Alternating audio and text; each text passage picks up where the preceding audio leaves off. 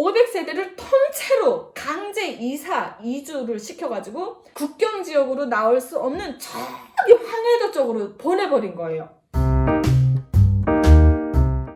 시청자 여러분 안녕하세요. 강은정 텔레비전의 은정입니다. 여러분 반갑습니다. 네, 오늘 이번 시간에는요. 대한민국의 이사 그리고 거주문화, 북한의 이사 그리고 거주문화에 대해서 얘기를 좀 나눠볼까 합니다. 제가 북한의 양강도 국경지역인 대홍단에 살면서 무산 주민들의 집단 강제 이사를 목격한 적이 있는데요. 거기에 중점을 맞춰서 말씀드리도록 하겠습니다. 저는 대한민국에 와서 이사철이 따로 있다. 그 말 자체에 깜짝 놀랐습니다. 그리고 정말 어느 날 갑자기 아파트에 매달려 있는 이상한 기중기 같은 걸 보면서 저게 뭐지? 하고 진짜 깜짝 놀랐는데요. 그게 알고 보니까 이사를 가잖아요. 그러게 되면은 그 이사를 해주는 업체에서 돈을 받고 이사를 시켜주는, 거기서 와가지고 1층에서 꼭대기까지 이렇게 직승기를 쫙 놓고 거기에 막 뭐가 드르륵 올라갔다 드르륵 내려오고 그걸로 짐을 내리고 올리고 하는 거예요. 정말 깜짝 놀랐어요. 그걸 보고. 근데 한 20층이 넘는데도 그게 막 올라가고 그러더라고요. 그렇게 이사 업체가 있고 기계가 있을 정도로 대한민국에는 이사를 사람들이 많이 다니나 봐요. 북한에서 이사하게 되면은요, 저희는 평생에, 제가 이제 북한에 23년을 살았잖아요. 근데 평안남도에서 대홍단으로 딱 이사 한 번밖에 못 왔어요. 근데 그 외에 다닐 수 있는 이사가 있어요. 왜냐면 내가 원해서 가는 게 아니고요. 추방을 보내거나 뭐 내려매겨가지고 좌천돼서 너는 여기서 저기로 가라 하게 되면 가야 되거든요. 근데 북한 주민들은 집도 있잖아요. 다 국가에서 주는 집이거든요. 근데 희한하게 그 국가 집인데 고난의 행군이 되면서 막 팔고 사고 했어요. 먹을 게 없으니까. 그리고 집이 막 그 칸이 한 두세 개 있는 집들은 집을 뜯어서 개조해가지고요. 방 하나를 만들어서 한 달에 얼마씩 받고 동거를 드리는 거예요. 그렇게 그 동거 드는 사람은 또 이제 자기네 집에 큰 집이었다 하게 되면은 먹고 사는 게 힘드니까 그걸 이제 또 권력 있는 사람한테 팔아버리고 그 집에 들어와서 돈 조금씩 내면서 이제 사는 거죠. 그렇게 북한이 이제 그 법치가 다 무너졌어요. 나름대로 사회주의 공산주의라는 그 이론에 맞게끔 주거에 대한 것, 집에 대한 것도 법이 다 있었어요. 근데 그게 다 하늘로 날아가고 없습니다. 북한 주민들 지키지가 않는 거죠. 왜냐면 기본적인 먹고 사는 의식주가 해결이 안 되는데 그런 걸 어떻게 지키겠어요. 어쨌거나 제가 대한민국에 와서 기계로 이렇게 이사를 하는 걸 보고 깜짝 놀랐고요. 이사 업체라는 게 있어가지고 세상에 뭐 전자 제품이며 집안에 막 중요한 거 이런 거 있잖아요. 그런 거 사람들이 와서 다 이게 안 다치게끔 싸가지고 원하는 데까지 자기가 이제 새로 이사갈 집까지 다 갖다 주고 또 거기에 청소부가 붙어가지고요. 청소도 해주고 돈을 받고 정말 직업의 세계가 끝도 한도 없더라고요. 예. 그러니까 이사를 마음대로 다닐 수 없는 북한 지역에서 제가 오다 보니까 그 이사에 대한 게 굉장히 이제 좀 이렇게 신기하고 그렇게 보였어요. 근데 제가 북한에서 23년 살 때랑 대한민국에서 12년 살면서 북한에서보다 대한민국에서 이사를 더 많이 다녔어요. 예.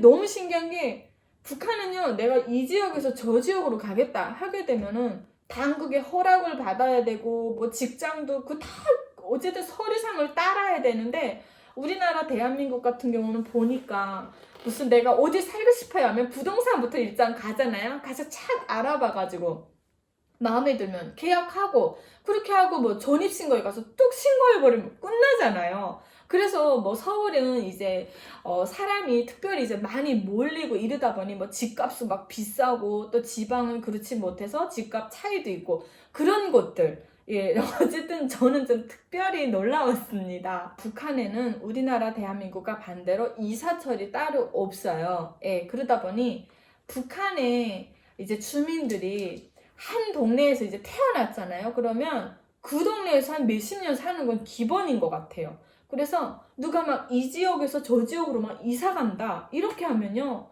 울어요. 예, 근데 저는 한국에 와서 옆집에 누가 사는지 아직도 잘 모르거든요. 그냥 인사만 이제 엘리베이터나 어디 동네에서 마주치는 인사만 할 뿐이고. 근데 북한은 굉장히 조직적이고 전체주의고, 그리고 막 호상 비판을 하고 서로 막 감시하고 정말 안 좋은 그런 환경임에도 불구하고 누가 이사를 간다 하게 되면은요 막 울어요. 울면서 와서 잘 가라고 발에도 주고 동네에서. 그리고 저 집에서 이 집 이사 간다면은 정말 그 친한 집이거나 또 이러면 초청해서 이제 언제 만날지 모르니까 저기 멀리 다른 도로 가게 되면은 이제 언제 만날지 모르잖아요. 그래서 초청해서 밥도 해서 이제 식사도 함께 하고 이런 따뜻한 문화는 그나마 저는 좋게 보거든요. 예. 어떤 북한 사회에서 유일하게 그 정이 있는 그런 문화라고 보여집니다. 저도 이제 맹산에서 대형단으로 이사 올 때 친구들이 막 나와서 은정아 잘 가 하면서 막 울면서 바래줬던 그 기억이 있어서 그 친구들을 굉장히 보고 싶고 그렇거든요. 근데 우리 대한민국은 뭐 내가 가든 누가 가든 뭐 전화가 다 있으니까 전화로 뭐 다 할 거 하고 들을 거 듣고 뭐 그래서 그런지 그렇게 북한만큼 울고 불고 바래주고 이런 환경은 찾아보기 힘든 것 같아요. 옛날에는 아마 그러지 않았을까 그런 생각이 듭니다. 그런데 여러분 어떻게 손바닥으로 하늘을 가릴 수가 있겠어요? 절대 가릴 수가 없거든요. 북한의 특히 국경 지역 같은 경우는 자본주의, 북한에서 말하는 자본주의 날라리 물에 굉장히 사람들이 많이 먹어 있어요. 그리고 중국을 국경 경비대 군인을 껴서 국경 경비대 군인을 이렇게 섭외를 해서 돈을 불법으로 주고 북한과 중국을 왔다 갔다 하면서 이제 밀수를 하는 밀수꾼들이 예를 들어서 무산 지역이다 하게 되면 그 무산 지역의 한 50%는 다 밀수를 해서 먹고 산다 이렇게 봐도 과언이 아니거든요. 다 50%가 밀수를 해서 먹고 산다 그렇게 봐도 될 정도로 다. 그런데 이 북한 당국에서 아무리 사람을 통제하고 눈을 가리려고 해도 이 사람들을 막을 수가 없는 거예요. 어떻게? 그러다 보니 어떤 조치를 취하느냐?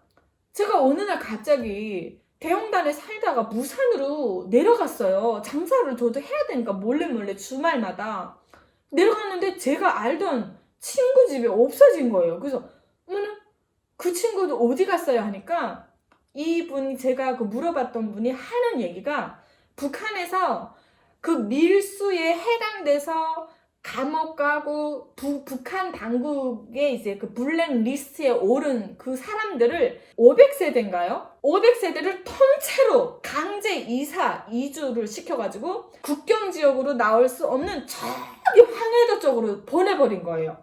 그리고 이 사람들은 통행증도 안 내주는 거예요. 국경 지역으로는 절대 갈 수 없게끔 딱 차단을 해버리는 거죠. 다시는 밀수 못하게 하려고. 근데 그 500세대가 무산 지역에서 비었잖아요? 그러면 또 누굴 데려야 되겠어요? 이게 머리가 안 좋은 것 같아요. 저 그 500세대 무산에 살던 500세대를 항해북도 쪽으로 뽑아버리고 그 다음에 그 항해북도 쪽에 있는 500세대를 다시 무산으로 갖다 놓은 거예요. 그럼 그 사람들 나중에 밀수 안 하겠어요? 또 하죠. 또 자본주의 날라리 황색 바람에 들어가지고 북한 당국이 아닌 북한의 문화가 아닌 외국 문화를 더 좋아하게 되겠죠. 그러니까 머리가 한쪽으로 좀 안 돌아가는 것 같아요. 그런 식으로 손바닥으로 큰 하늘을 어떻게 가리겠습니까? 미련하게도 그렇게 해서 북한 주민들 막 강제 이주시키고 이사시키고 막 그렇게 하더라고요. 근데 북한이 여러분 세계적으로 제가 작년인가요? 제가 얼마 전에 기사를 하나 봤는데요. 북한이 뇌물 청탁 부정부패가 1위랍니다. 그건 저도 인정해요. 제가 거기서 살아봐가지고요. 북한이 그렇게 뇌물이면 다 되는 나라인데 통행증 안 해준다고 그 사람들이 무산으로 못 오겠어요? 아니죠. 그냥 거기서 또 뇌물 줘가면서 그 통행증 해주는 사람, 검열하는 사람 뇌물 다 매기고 통과하면서 무산으로 오는 거죠. 이제는 완전히 북한을 떠서 탈북을 해버린 그 무산 지역 사람들이 굉장히 많았다는 거예요. 근데 이게 무산에만 해당이 되느냐? 북한의 국경 지역들은 다 이런 조치를 취하고 있다라고 제가 들었습니다.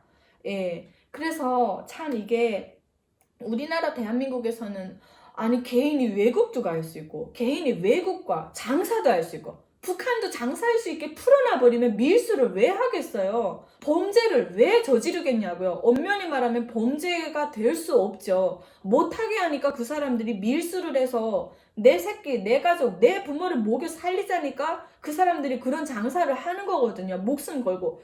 그런데 이거 먹을 것도 안 줘, 다니지도 못하게, 장사도 못하게 해놓고 무조건 그 굶어 죽으면서 수령님, 장군님만 바라보라는 건데 세상에 이런 억지가 어디 있습니까, 여러분? 예. 진짜 그 옛날에는 세뇌가 그렇게 무섭더라고요. 저도 그 배 쩔쩔거리면서 수령님 보면서 눈물 흘리고 우리 아버지도 혼자서 우리 가족을 이렇게 벌어먹이는 게 힘든데 우리 장군님은 온 나라를 벌어먹이는 게 얼마나 힘들까? 이건 다 미제 침략자 때문이야. 남조선 괴뢰도당 때문이야. 이러면서 정말 바보 같은 짓을 했어요. 그 알고 보니까 체제 문제였던 거죠. 예, 김씨, 왕저, 세습 그것만 없애버리면요 북한 주민들 범죄자 될 일이 없습니다. 정말 지금 생각하면 너무 기가 차고 코가 차서요 말이 안 나올 정도인데요. 여러분 제가 좀 어떻게 흥분을 했습니다요. 죄송합니다. 언제면 북한 주민들이 마음껏 장사도 하고 외국으로 나가고 수출도 하고 개인 사업도 하고 그렇게 살 날이 올 수 있을까요, 여러분? 오늘은요 제가 이사 문화로 시작을 해서 이렇게 좀 간단하게 말씀을 드렸는데요. 내용에 공감하시면 좋아요, 구독, 알림도 부탁드리겠습니다. 오늘도 시청해주셔서 여러분 감사합니다. 안녕히 계세요.